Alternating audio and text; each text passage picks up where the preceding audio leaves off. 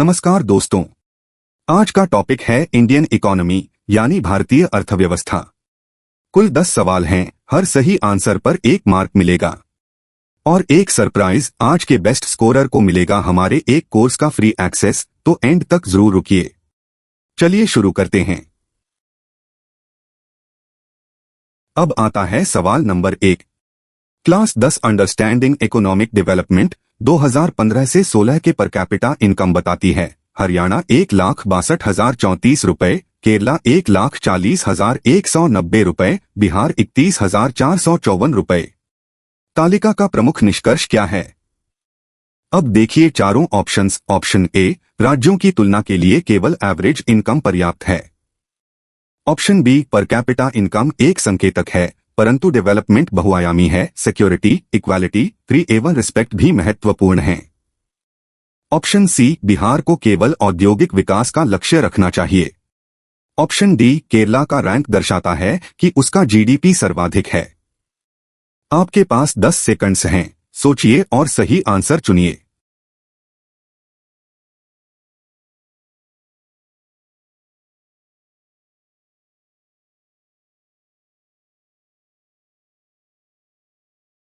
तो इसका correct answer है ऑप्शन बी, यानी पर कैपिटा इनकम एक संकेतक है परंतु डेवलपमेंट बहुआयामी है। सिक्योरिटी, इक्वालिटी, फ्री एवं रिस्पेक्ट भी महत्वपूर्ण हैं। अब इसे समझते हैं। इन state figures. Source, economic survey 2017-18 wall 2 P 30 से पर कैपिटा इनकम प्रस्तुत करती है, पर तर्क देती है कि एवरेज इनकम महत्वपूर्ण होते हुए भी पर्याप्त नहीं। लोग सिक्योरिटी, रिस्पेक्ट, इक्वल ट्रीटमेंट एवं फ्री भी चाहते हैं। यह चैप्टर ह्यूमन डेवलपमेंट इंडेक्स का परिचय देती है, जो इनकम के साथ हेल्थ एवं एजुकेशन को जोड़ता है। तो याद रखिए ये पॉइंट। सवाल नंबर 2 ध्यान से सुनिए। Class 11 Indian economic development India के वर्कफोर्स का सारांश देती है। चैप्टर के अनुसार कौन सा कथन सही नहीं है? अब देखिए चारों ऑप्शंस। ऑप्शन ए, सेल्फ एम्प्लॉयमेंट एक मार्जिनल श्रेणी है, वर्कफोर्स का 10% से कम। ऑप्शन बी, इंडिया की लगभग 2/5 पॉपुलेशन इकोनॉमिक एक्टिविटीज में लगी है। Option C, casual wage labourers एवं रेगुलर सैलरीड एम्प्लॉयज मिलकर भी वर्कफोर्स का आधा भी नहीं। ऑप्शन डी, लगभग 3/5 वर्कफोर्स कृषि एवं एलीड एक्टिविटीज पर निर्भर है। आपके पास 10 सेकंड्स हैं, सोचिए और सही आंसर चुनिए।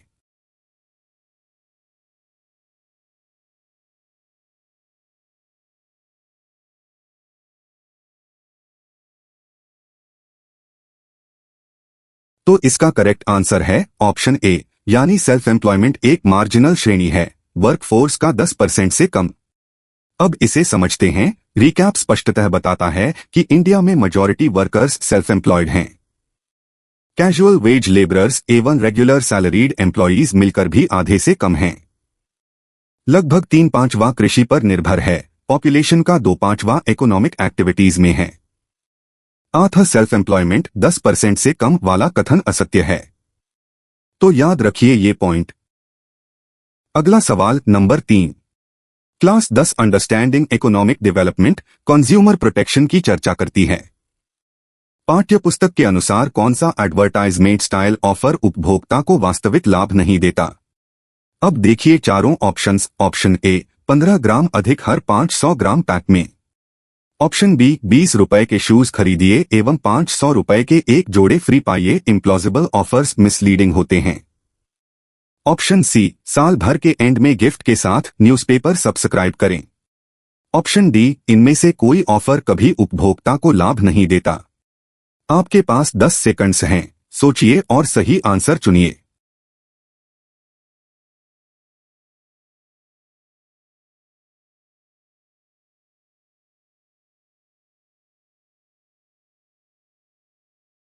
तो इसका करेक्ट आंसर है ऑप्शन बी, यानी 20 रुपए के शूज खरीदिए एवं 500 रुपए के एक जोड़े फ्री पाइए। इम्प्लॉजिबल ऑफर्स मिसलीडिंग होते हैं। अब इसे समझते हैं। छात्रों से एडवर्टाइजमेंट ऑफर्स का विश्लेषण करने को कहती है। वास्तविक लाभ में एक्स्ट्रा ग्रांट्स, फ्री या मध्यम गिफ्ट शामिल हैं। 20 रुपए ₹500 पेयर फ्री वाला ऑफर अव्यावहारिक है। ऐसे ऑफर्स प्रायः मिसलीडिंग होते हैं या अन्यत्र कॉस्ट छिपाते हैं। चैप्टर में बताया है कि उपभोक्ता ठगे जाने पर कंज्यूमर फोरम में लॉयर्स के साथ या बिना कंप्लेंट कर सकते हैं। तो याद रखिए ये पॉइंट। देखिए सवाल number 4। Class 12 macro economics chapter 5 government budget के एलोकेशन फंक्शन का उल्लेख करती है। पब्लिक गुड्स को मार्क मैकेनिज्म द्वारा नहीं दिया जा सकता। इसका मूल कारण है, अब देखिए चारों options. Option A, public goods प्रायः बहुत महंगी होती हैं। Option B, public goods non rivalry एवं नॉन एक्सक्लूडेबिलिटी दिखाती हैं। लाभ सभी को मिलता है चाहे वे चुकाएं या नहीं, अतः प्राइवेट सप्लायर्स शुल्क नहीं ले सकते।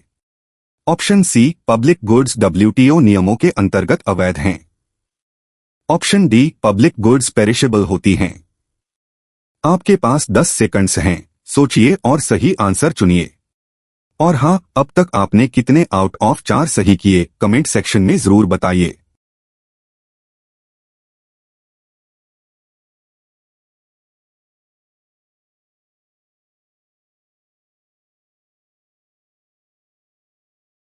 तो इसका करेक्ट आंसर है ऑप्शन बी, यानी पब्लिक गुड्स नॉन राइवलरी एवं नॉन एक्सक्लूडेबिलिटी दिखाती हैं। लाभ सभी को मिलता है चाहे वे चुकाएं या नहीं, अतः प्राइवेट सप्लायर्स शुल्क नहीं ले सकते। अब इसे समझते हैं। Public goods national defence, roads, government administration market mechanism द्वारा नहीं दी जा सकती। 2 प्रमुख कारण आए। पब्लिक गुड्स के लाभ सभी को उपलब्ध होते हैं। नॉन एक्सक्लूडेबिलिटी 2, उपभोग में नॉन राइवलरी होती है। एक व्यक्ति के उपयोग से दूसरे का उपयोग कम नहीं होता, अतः सरकार इन्हें बजट द्वारा उपलब्ध कराती है। तो याद रखिए ये पॉइंट। चलिए सवाल नंबर 5 देखते हैं। Class 12 micro economics chapter 3 isoquant का परिचय देती है। आइसोक्वेंट की सर्वोत्तम परिभाषा है। अब देखिए चारों ऑप्शंस। ऑप्शन ए, 2 गुड्स पर भिन्न प्राइसेस पर समान एक्सपेंडिचर दर्शाने वाली कर्व। ऑप्शन बी, 2 इनपुट्स जैसे लेबर एवं कैपिटल के उन सभी संभव संयोजनों का सेट जो समान अधिकतम संभव आउटपुट उत्पन्न करते हैं। ऑप्शन सी, टोटल रेवेन्यू बनाम आउटपुट का graph. Option D, fixed cost को दर्शाने वाली वर्टिकल लाइन। आपके पास 10 सेकंड्स हैं, सोचिए और सही आंसर चुनिए।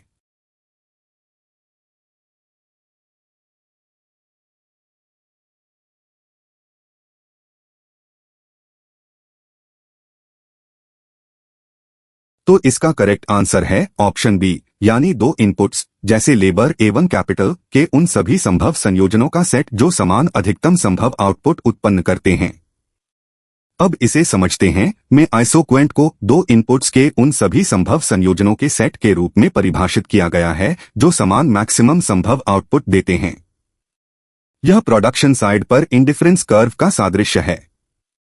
जैसे 10 units output 4L 1K 2L 2K या 1L 4K से उत्पन्न हो सकता है। ये सभी एक ही आइसोक्वेंट पर हैं। तो याद रखिए ये पॉइंट। अब आता है सवाल number 6। Class 12 micro economics chapter 5 के अनुसार परफेक्टली कॉम्पिटिटिव मार्क में यूनिट टैक्स लगाने से फर्म की लॉन्ग रन सप्लाई कर्व किस दिशा में शिफ्ट होती है एवं किसी दिए गए मार्क प्राइस पर क्या प्रभाव होता है। अब देखिए चारों ऑप्शंस। ऑप्शन ए, राइटवर्ड शिफ्ट, फर्म अधिक यूनिट्स सप्लाई करती है। ऑप्शन बी, वर्टिकल हो जाती है, सप्लाई परफेक्टली इनइलास्टिक हो जाती है। ऑप्शन सी, लेफ्टवर्ड शिफ्ट, किसी भी मार्क प्राइस पर फर्म अब कम यूनिट्स सप्लाई करती है। ऑप्शन डी, कोई शिफ्ट नहीं, टैक्स से सप्लाई अप्रभावित रहती है। आपके पास 10 सेकंड्स हैं, सोचिए और सही आंसर चुनिए।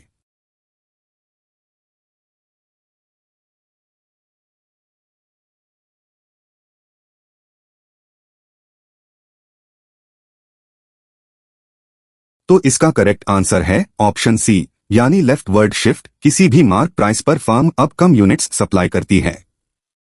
अब इसे समझते हैं। यूनिट टैक्स फर्म की लॉन्ग रन सप्लाई कर्व को लेफ्ट शिफ्ट करती है। किसी भी मार्क प्राइस पर फर्म अब कम यूनिट्स सप्लाई करती है। नई लॉन्ग रन सप्लाई S1 पुरानी S0 से टैक्स T के बराबर ऊपर होती है। तर्क, अब फर्म्स को प्रोडक्शन कॉस्ट के साथ टैक्स भी चुकाना पड़ता है समान रिटर्न पाने हेतु, अतः प्रत्येक प्राइस पर सप्लाई कम। तो याद रखिए ये पॉइंट। सवाल नंबर 7 ध्यान से सुनिए। माइक्रो इकोनॉमिक्स क्लास 12 डिमांड एवं सप्लाई के साइमल्टेनियस शिफ्ट्स के प्रभाव की टेबल देती है। यदि डिमांड कर्व राइटवर्ड शिफ्ट करे एवं सप्लाई कर्व लेफ्टवर्ड तो निश्चित प्रभाव क्या होंगे। अब देखिए चारों ऑप्शंस। ऑप्शन ए, प्राइस अवश्य बढ़ता है, क्वांटिटी बढ़ घट या अपरिवर्तित रह सकती है। ऑप्शन बी, क्वांटिटी अवश्य बढ़ती है, प्राइस एम्बिग्युअस रहता है। ऑप्शन सी, प्राइस एवं क्वांटिटी दोनों अवश्य घटती हैं। ऑप्शन डी, प्राइस एवं क्वांटिटी दोनों अवश्य बढ़ती हैं। आपके पास 10 सेकंड्स हैं, सोचिए और सही आंसर चुनिए।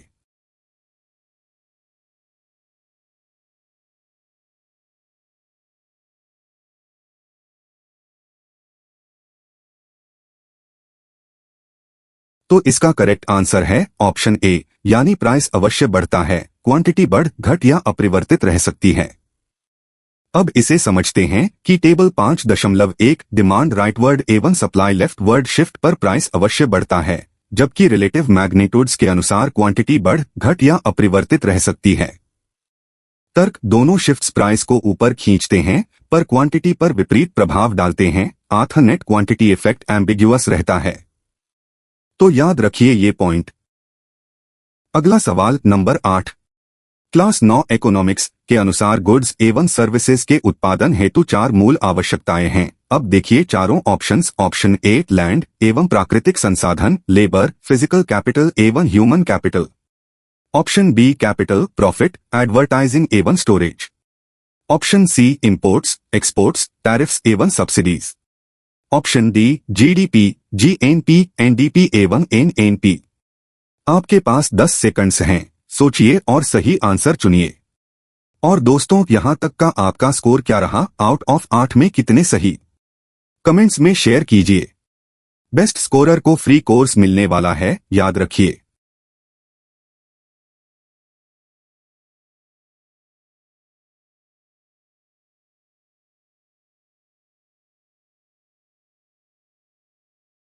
तो इसका करेक्ट आंसर है ऑप्शन ए, यानी लैंड एवं प्राकृतिक संसाधन, लेबर, फिजिकल कैपिटल एवं ह्यूमन कैपिटल। अब इसे समझते हैं। उत्पादन की 4 आवश्यकताएं बताती है। 1, लैंड एवं अन्य प्राकृतिक संसाधन, वाटर, फॉरेस्ट्स, मिनरल्स। 2, लेबर, कार्य करने वाले लोग, मैनुअल एवं एजुकेटेड। 3, फिजिकल कैपिटल, हर स्टेज पर इनपुट्स। 4, ह्यूमन कैपिटल, ज्ञान, कौशल एवं शिक्षा। यह हायर क्लासेस में प्रोडक्शन फंक्शन का आधार बनती है। तो याद रखिए ये पॉइंट। देखिए सवाल number 9 class 12 macro economics chapter 5 paradox of thrift का परिचय देती है। पैराडॉक्स का कथन है। अब देखिए चारों ऑप्शंस। ऑप्शन ए, उच्च सेविंग प्रोपेंसिटी सदैव कुल सेविंग्स को अनुपात में बढ़ाती है। ऑप्शन बी, यदि इकोनॉमी के सभी लोग अपना एनपीएस सेविंग प्रोपेंसिटी बढ़ाएं तो इकोनॉमी वाइड कुल सेविंग्स नहीं बढ़ेगी, वह घट जाएगी या अपरिवर्तित रहेगी। ऑप्शन सी, सेविंग एवं कंजम्पशन परस्पर पूर्णतः सब्स्टिट्यूटेबल हैं। ऑप्शन डी, उच्च प्राइवेट सेविंग से सरकार को सदैव लाभ होता है। आपके पास 10 सेकंड्स हैं, सोचिए और सही आंसर चुनिए।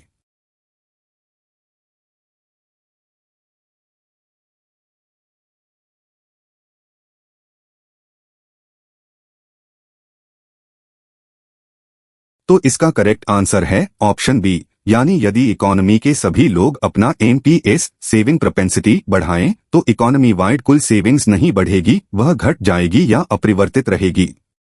अब इसे समझते हैं। पैराडॉक्स ऑफ थ्रिफ्ट बताती है, यदि सभी लोग अपनी आय का अधिक भाग सेव करें, एनपीएस बढ़े तो इकोनॉमी की कुल सेविंग्स नहीं बढ़ेगी, वह घटेगी या अपरिवर्तित रहेगी। तर्क, सेविंग में वृद्धि कंजम्पशन, आउटपुट एवं इनकम्स में गिरावट से बैलेंस हो जाती है। कम इनकम्स से सेविंग्स कम हो जाती हैं, यह उच्च सेविंग रेट को ऑफसेट कर देता है। तो याद रखिए ये पॉइंट। चलिए सवाल नंबर 10 देखते हैं। माइक्रो इकोनॉमिक्स क्लास 12 चैप्टर 5 के अनुसार कपड़ों के मार्क में कंज्यूमर्स की संख्या बढ़ने पर डिमांड कर्व राइटवर्ड शिफ्ट होती है, सप्लाई अपरिवर्तित रहती है।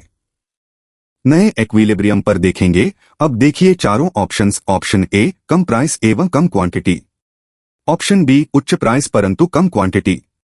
ऑप्शन सी, उच्च प्राइस एवं अधिक डिमांडेड एवं सोल्ड क्वांटिटी। ऑप्शन डी, अपरिवर्तित प्राइस एवं क्वांटिटी। आपके पास 10 सेकंड्स हैं, सोचिए और सही आंसर चुनिए।